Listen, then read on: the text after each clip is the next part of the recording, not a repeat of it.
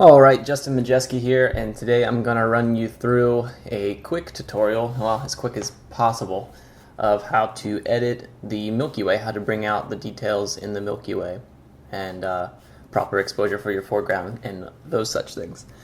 So right here I have some photos I shot a few nights ago in Bridge. What you open them in doesn't matter, but I'm going to use Photoshop for today's tutorial. I'm not going to use Lightroom, which is what a lot of people use.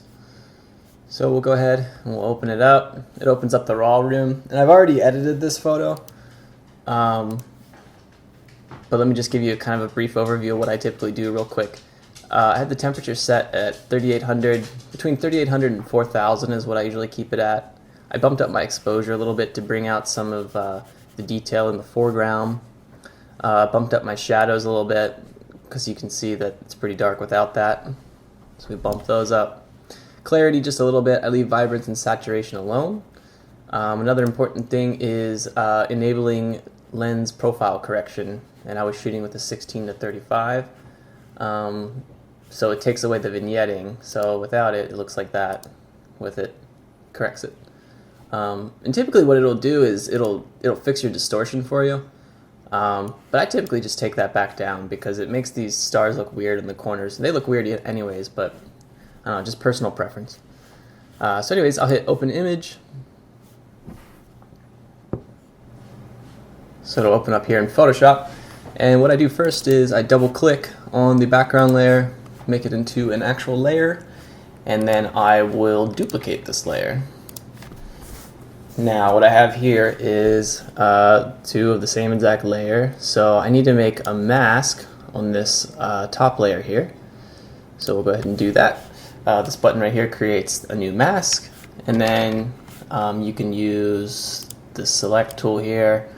I'm going to use the quick selection just because this foreground and sky are pretty well separated, so I could just go in here, just select it out. And I'm going to do this quick just for the sake of this tutorial.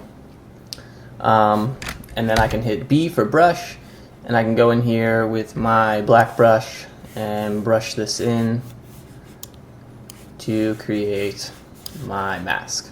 Boom. So now Apple deselects that, and what we can do is we can throw light curves on this.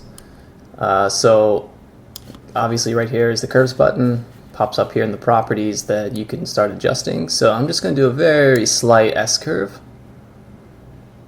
What I'm doing is I'm pulling down the blacks and I'm bringing up the lights. So the higher up you are here is white, and down here is 100% black.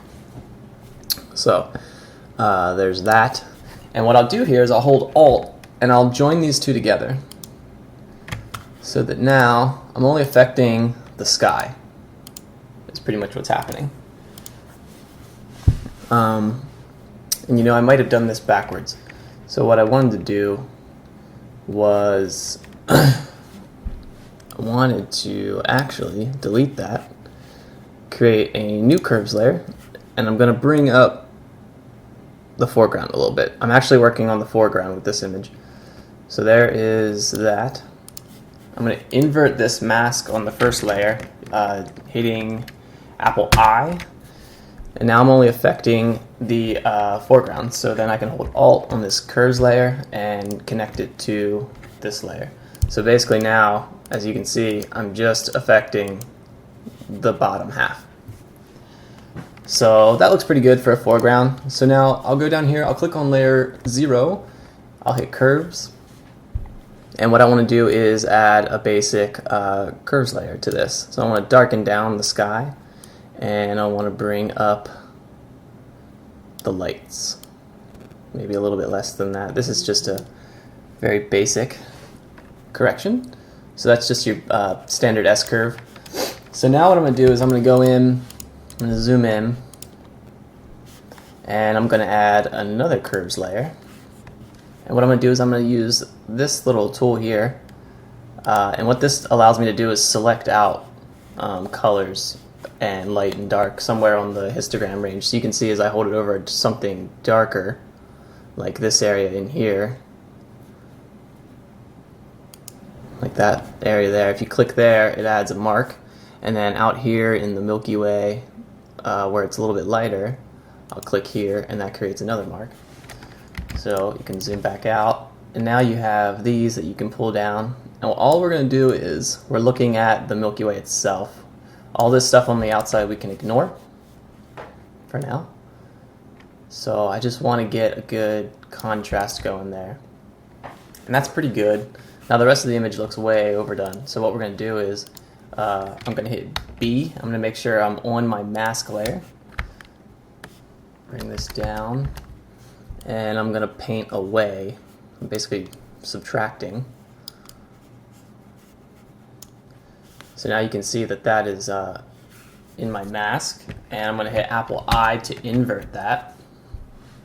So now that looks way messed up. So what we have to do is make sure we're on our mask layer, go to Filter, Blur, Gaussian Blur. And I like to turn mine up pretty high, like, yeah, say 460 pixels just for good measure. And hit OK. And what that does, it creates a subtle effect instead of that harsh line that we had. See that? So that's a first initial kind of correction, just getting it to start to look the way I want it to look. And now I'll do another curves layer. And I'll darken down. I'm just going to darken down my sky with this one. Probably somewhere in there. Maybe I'll come up with the highlights a little bit. That's looking pretty decent. And what I'll do is I want a little teeny bit more blue in my sky. So I'll go into the curves here. Actually, you know what? I'll add another curves layer and do the color correction on that layer. So now we have another curves layer. And I'll pull away a little bit of the red and a tiny bit of the green, just very slightly. And I'll just give it a teeny bit more blue. Somewhere in there looks about good. And what I want to do actually is now I want to paint away with my brush tool and with the mask selected. I just want to brush away the Milky Way. Something like that. And then I'll go in again and I'll do Filter, Blur, Gaussian Blur. Do that again, except now it's the opposite. And that's just creating a subtle impact. And that looks pretty good. So what I'll do is now I'll go in a little bit closer and I'll select my bottom layer here, which is actually the sky, and I'm going to duplicate that again. And what I'm going to do is I'm going to go Filter, Sharpen, Unsharp Mask. And I turn it up pretty high, 87 for the amount and radius of 29.9. You could do 30, doesn't matter. And obviously that looks way overdone, but that's okay. We're going to fix that. So you hit OK. And as you can see, we're way overdone again. But what we can do is create a mask, just like that with this button down here. Hit B for brush, and we're going to brush it away again. And Apple I to invert it. Now again, we're going to go make sure the mask is selected, Filter, Blur, Gaussian Blur. And that softens it up for us. And if you think it's still too much, you can go up here over to the opacity. You can just slide down the opacity. Obviously 0 is none, 100% is all of it. I like it maybe, let's just say 50%, why not? So that's pretty good. I think our foreground is maybe a little bit too bright still, and we have these purple edges. So let's get rid of those. We'll go back up here to our original curves layer that adjusted our foreground, and we probably lifted it a little bit too much. So we can go over to Properties and bring that back down a little bit.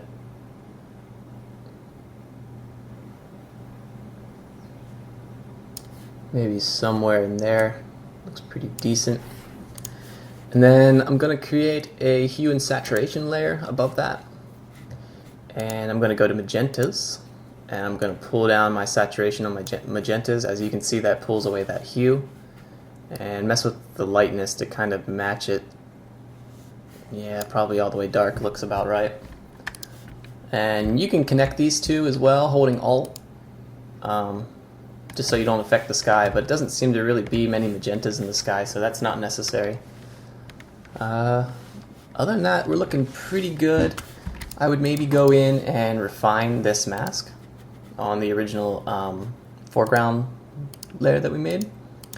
It's a little bit harsh on the edges, so what I do is I'll use a brush, and I will kind of just start to brush it back in with a soft, with a soft brush. Just the mountains, darken down the mountains so the edge isn't as harsh. And obviously I'm doing this fast just for the sake of this tutorial. You would obviously want to do a better job than myself.